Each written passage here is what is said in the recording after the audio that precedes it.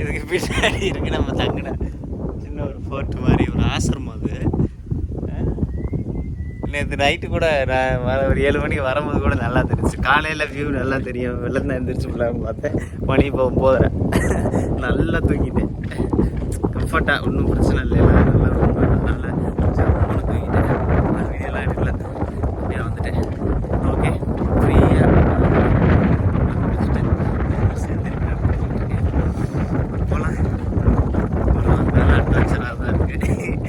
எல்லாமே ஃபேவரேட். காலையில் எந்திரிச்சுன்னு வச்சுக்கோங்க, ஒரு 5:30-6 மணி முடிய பறப்பேன். அதாவது ஃபுல் ஃபார்மில் இருப்பேன்.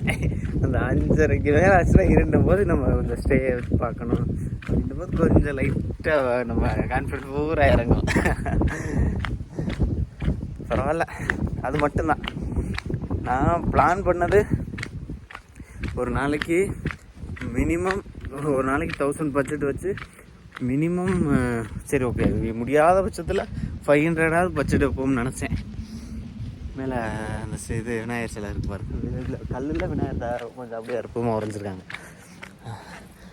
500 பட்ஜெட் வச்சாலும் நம்ம சாப்பாடு ஒரு 200 போனாலும் 300. ஏதாவது ஒரு சின்ன சின்ன ரெசார்ட்டு, சின்ன சின்ன ஹோட்டல் போயிட்டு எனக்கு ரூம்லாம் வேணாம், 300 நான் தரேன், வெளியில் தாவாரத்தில் படுத்துக்கிறேன், எதுவும் நீ தர வேணாம், காலைல ரெஸ்ட் ரூம் யூஸ் பண்ணிட்டு ஃபோன் சார்ஜ் போட்டு போயிடுறேன் அப்படின்னா கண்டிப்பாக 90% ஓகே சொல்லிடுவானுங்க.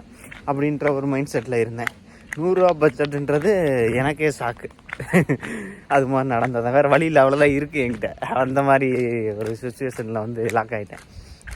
அதுக்காண்டி நம்ம போகிற இலக்கை மாற்ற முடியாது. இப்படி தான் நான் திருப்பி போய் நான் சம்பாரித்து திருப்பி வந்து இப்படியே 3 வருஷத்தை வேஸ்ட் பண்ணிட்டேன் இந்த பிளானுக்காண்டி. அதனால் இப்போ ஒரு முறை எங்கள் அண்ணன் தான் சொன்னான், போகணும்னு நினச்சா அது இருக்குது இது இருக்குது போகணும் அதில் பிச்சை எடுத்தால் அது போகணும்டா அப்படின்னா. இப்போ அந்த நிலமையில தான் இருக்குது. ஓகே, ஆனால் நல்லா தான் இருக்குது. ஆண்டவன் கருணையாலையும் வேறுனா ஆண்டவன் புண்ணியத்தினாலையும் என்னோட கொஞ்சம் முயற்சினாலையும் அதிகப்படியான உதவினாலையும் நான் போய்கிட்டே தான் இருக்கேன். ஓகே, இதே மாதிரி அங்கே வரைக்கும் போகணும். ஓகே, போகலாம்.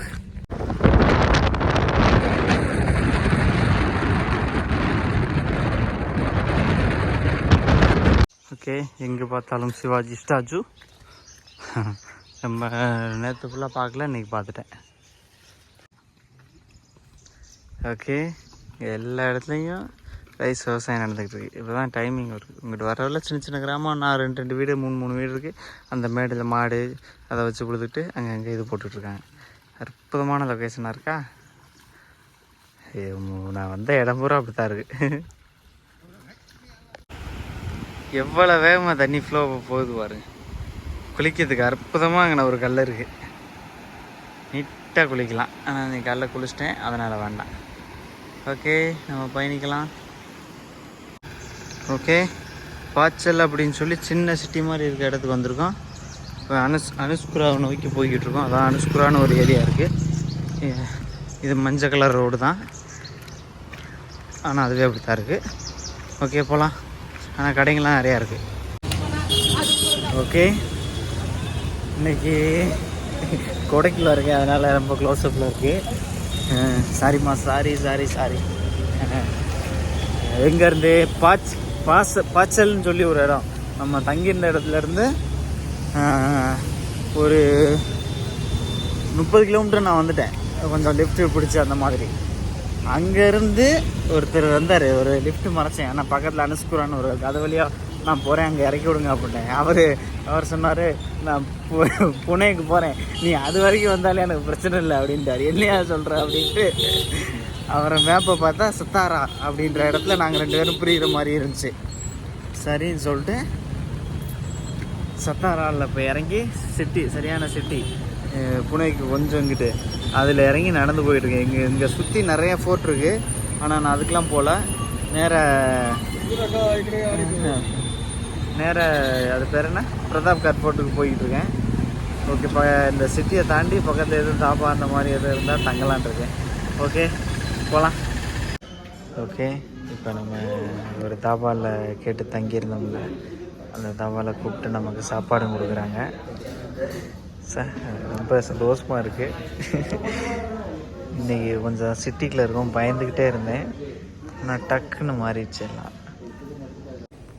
ஓகே, நேற்று தங்கியிருந்த இடத்துலேருந்து நம்ம சத்தாரா வந்துட்டோம்னு சொன்னேன். இப்போ சத்தாரான்ற இடத்துலேருந்து நம்ம தாண்டி சிட்டியை தாண்டி ஒரு அந்த இடத்துலேருந்து 13 கிலோமீட்டர் தாண்டி கொஞ்சம் அவுட்ருக்கு வந்துட்டேன்.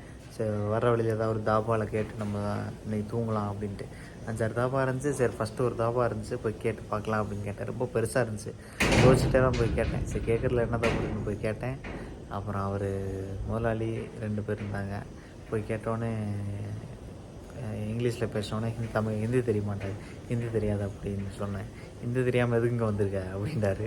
அவர் அந்த மாதிரி கூகுள் ட்ரான்ஸ்லேட்டர் அடித்து மராத்தியில் அடித்து இந்த மாதிரி சொன்னேன். இந்த மாதிரி நான் நம்ம ஸ்டோரியெல்லாம் சொல்லி தூங்க இடம் வேணும் அப்படியா அப்படின்ட்டு, நம்ம லேபர்ஸ் ரூமு ஒன்று ஃப்ரீயாக இருக்குது, ஒரு பெட்டு ஃப்ரீயாக இருக்குது, அங்கே போய் தூங்கிக்க அப்படின்ட்டாரு. டப்புனு நம்ம பையனை கூப்பிட்டு எல்லாம் அவனுக்கு இது பண்ணி கொடு, நல்லா சாப்பிட்டு 2-3 நாள் வேணாலும் நீ தூங்கிட்டு போ, ஒன்றும் பிரச்சனை இல்லை, ரெஸ்ட் எடுத்துகிட்டு போ அப்படின்ட்டாரு.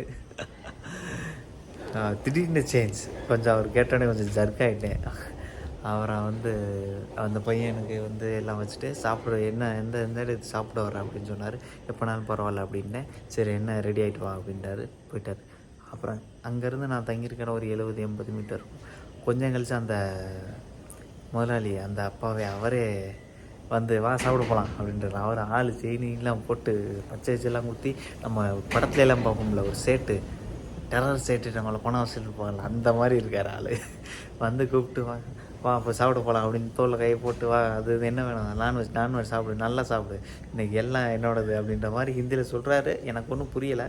பட் அதான் வந்தோடனே அப்புறம் சாப்பாடு வழக்கம் போல் அந்த நான்வெஜ் தாலி ரைஸு அப்புறம் சாப்பிட்டுக்கிட்டு இருக்கும்போது, இதுதான் மகாராஷ்டிராவோட எங்கள் ரெஸ்டாரண்ட் மகாராஷ்டிரா ஸ்பெஷல் ரைஸ் அப்படின்னு சொல்லி ஒன்று கொடுத்தாங்க.